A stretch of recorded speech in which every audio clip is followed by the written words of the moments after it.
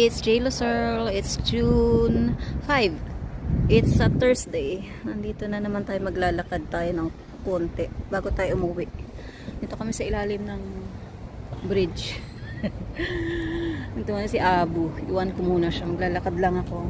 Dito kami sa ano, yung dulo noon is yung boat. Pwede ka mag-boat doon sa dulo. Sa bridge yun, sa ilalim ng bridge. Pero ito yung connection. Bridge papuntang town. So, lakad muna tayo guys. And happy morning sa lahat. Samahan niyo muna ako. Ang haba ng legs ko dyan. Lakad muna tayo. Lamig. Grabe.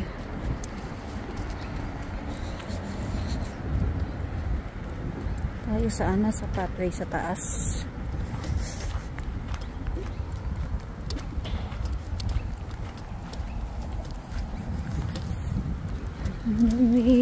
Ay, natutulog. Dito rin ako matutulog pag halimbawa antok na antok ako. Kaya lang kanina grabe yung antok ko talaga. Hindi ko mapigilan kaya naidlip ako doon. Pero hindi talaga ako makatulog.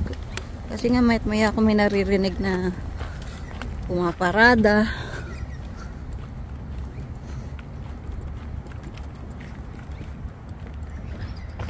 Ibon.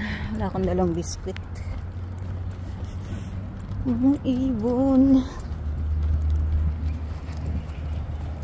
Ay, lamig. Ay. Thursday na. Wala kaming carer ngayon. Walang bantay si Chard. Tapos mamayang lunch, meron kaming flu injection dun sa Jinjin, sa chemist.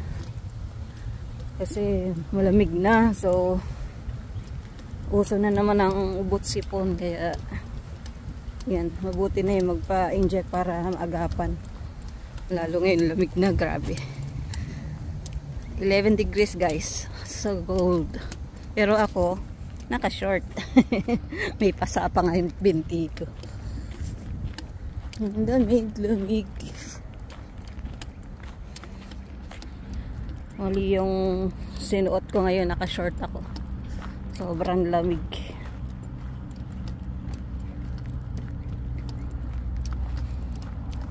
Ay! Mabato! Pwede yata sasakyan dito.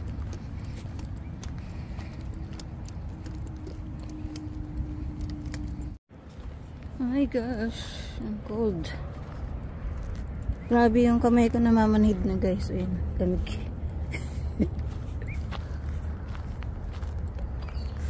Ang lamig. Pwede nga yung kotse dito umakyat. Wala kang di pwede. Si Abby, kaya lang rough road. Dito yata yung exit. Kasi dun tayo pumasok sa kabila. Entrance. Pwede lumabas dito. Ayan guys, lakad tayo papunta dun sa subdivision. Lamig sa girl. Ay, guwaba to. Guwaba tree. Kaso walang bunga.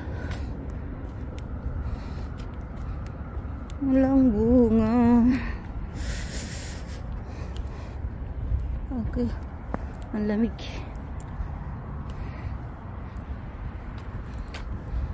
Earth mowing and haulage. Mga truck. Trailers doon. Ayan. Store na yun. Mowing. Siguro puro mow. Malagay dyan. Ang lamig. Puro ako lamig na. Walang ginawa kasi kundi maglakad sa lamig. Ang lamig. Ang lamig. Ang lamig. Ang lamig.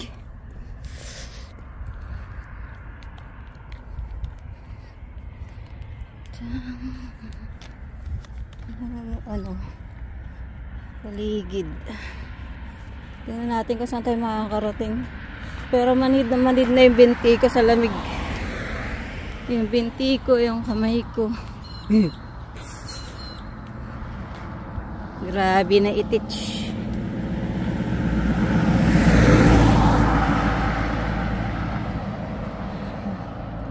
Ang lamig-lamig.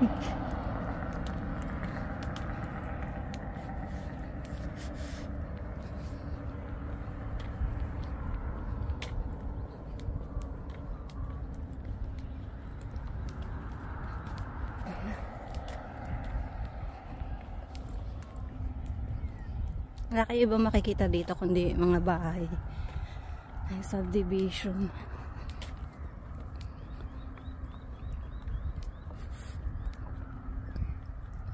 Ang laki ng gulong.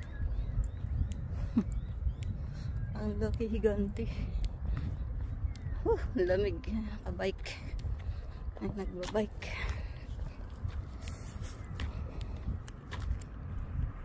Pang ano talaga to, ang malalaking sasakyan.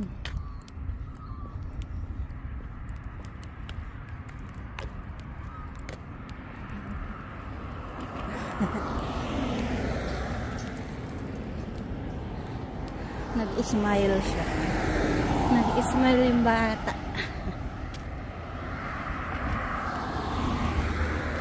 Ang pag-ibig ay sadyang kumanta.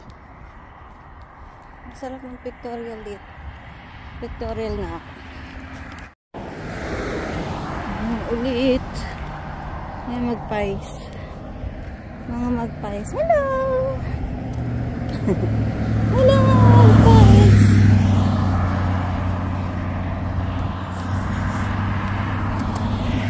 Dumilim ang paligid. Ang lamig. Lamig.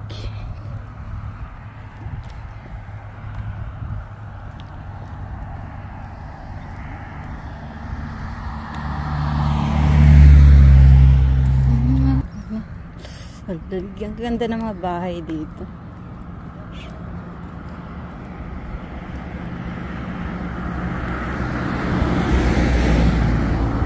Tanging ibon lang ang pwedeng mamasyal sa mga bahay-bahay. So, ito na yung ano. Ay, wala yung baka. Magtago yung baka. Nasaan yung baka? Nasa loob. Hindi natin makikita. Wala yung baka. Lamig. Yung baka nasa loob ng ano, kulungan.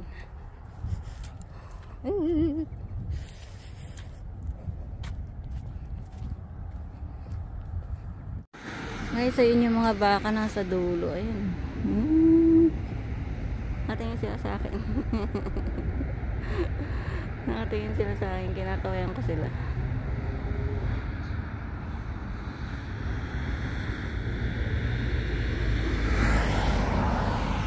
Lakad na tayo ulit. Grabe yung lamig. Grabe. Yung kamay ko manhid na.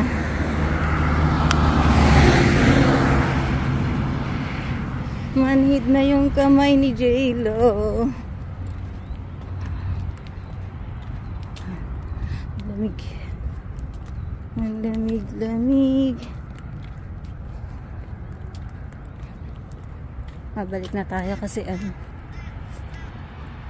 alam nyo na, may na naman. Ayan. Ang ganda ng ano dun, landscaping. Ayan, malapit tayo sa kotse, guys. Ayan. Ang lamig, grabe, guys. Ilong ko. So, after nito, uwi na tayo. Then later, meron kaming flu shots.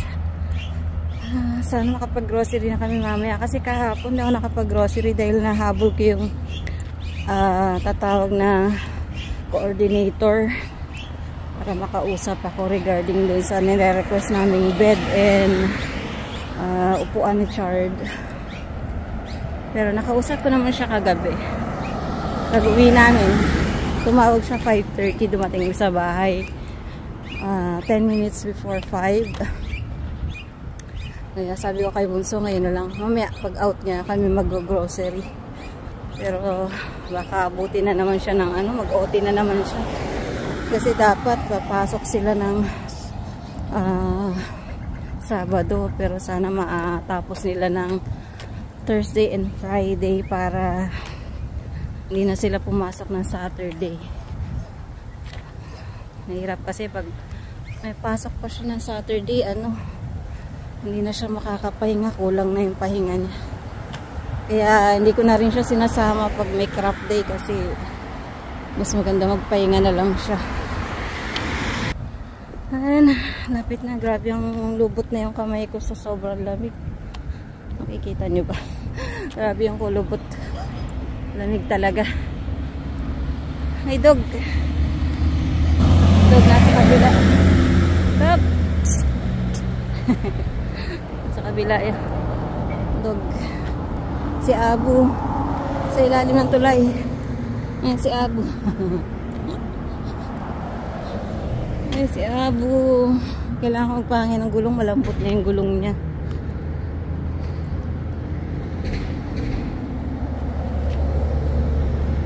Ay Lord, I love you po. Lamig. Kailangan ko na pantalon. Hindi na pwedeng naka-short. Grabe yan, lamig.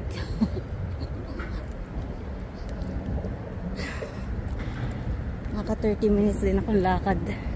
Pero hindi ko alam kung ilan yung count. Steps ko 1,000 lang. Ibig sabihin, maiksi lang pala yung nilakad ko kahit gano'n. Para feeling ko malayo na. May dog. Ayan, may dog. Exercise yan ng amo niya. Ito.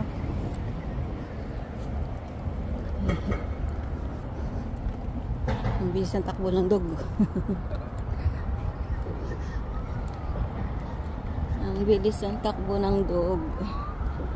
Ayan yung sa mga maliliit na dogs. Pwede silang maglaro dyan. Ayan yung kanilang park. Park ng mga dogs. Kailangan ko na umuwi kasi para makapahinga and lamig. Pag taklob ng mainit na kumot. Ang ginabra. Si Abu. Paligid. Rough road dito. Pero doon talagang pathway doon sa dulo. Dito kasi tago. Gusto lang magpahinga. So let's go home. Pahinga na rin tayo. Nabig. Let's go guys. See you later. May dala rin akong coffee yan. Iniinom ko yan pagka nahatid na natin si Bunso kasi talagang antok na antok ako. Grabe guys. Pag alas 3:30 ako nagigising. Nag-aalarm kasi prepare ako ng breakfast ni Bunso at saka baon. Tapos 4:45 maalis na kami. Yeah. Antok ako. Ewan ko kung kailan na biyahe nagda-drive. Tsaka ako antok na antok. Tapos pag nagpahinga na, nakapasok na si Bunso, gusto kong umidlip. Di ako makaidlip. So, see you later guys. Ang gulo ng kotse namin. Ito na kami sa Jinjin Pharmacy. Papa-flu injection na kami. 12:30 pa yung aming maaga pa, 12 pa lang. Past 12.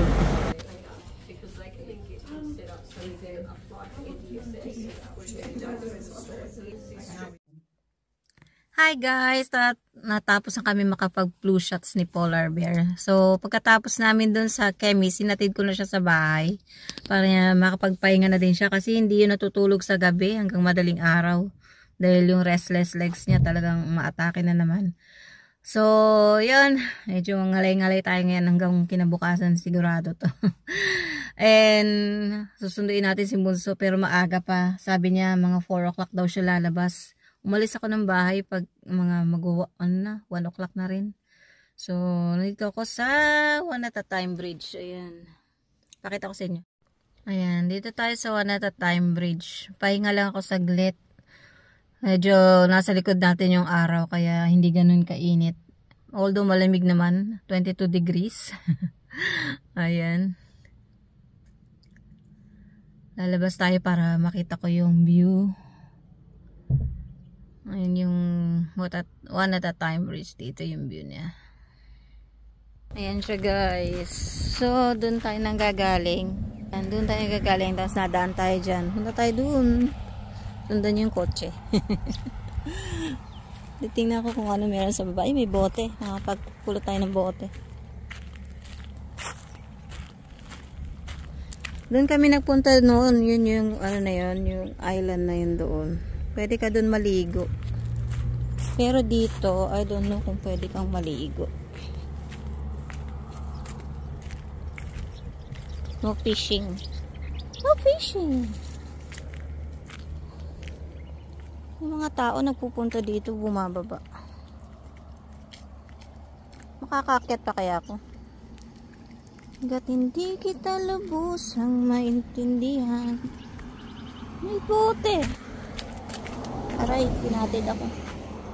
Ayan, no? May space dito. Ayan yung ilog. Diba yung ilog? Parang nag-aano siya, umaakyat yung tubig. Lumalalim yung tubig. Ayan guys. Ang lalim yata ng water. Umangat siya. Hi guys, tapos na akong maglaro dun sa ilog. So tatapusin ko na yung vlog natin. Alam kong, ay, may piyok-piyok pa ako. Nagdadalag. Alam kong ano na, medyo mahaba-haba na. And medyo mainit na dito sa area ko. Kailangan ko na umalis. So, mag-hinkler muna ako. Doon ako magpapalamig hanggang lumabas si Bunso. So, para may toilet na din. Magta ako ng reject shop tsaka ng Kmart. So, see you guys. Maraming salamat sa support ninyo. And I don't know kung matutuloy ang ating paraffle for the school supplies kasi medyo kinapos tayo sa budget. So, bahala na. We'll see na lang. Pag hindi, sa August na lang. Doon sa ating anniversary. So, see you guys. And thank you for watching. And see you later. Bye guys. Don't forget to comment below, like, and of course share. Bye!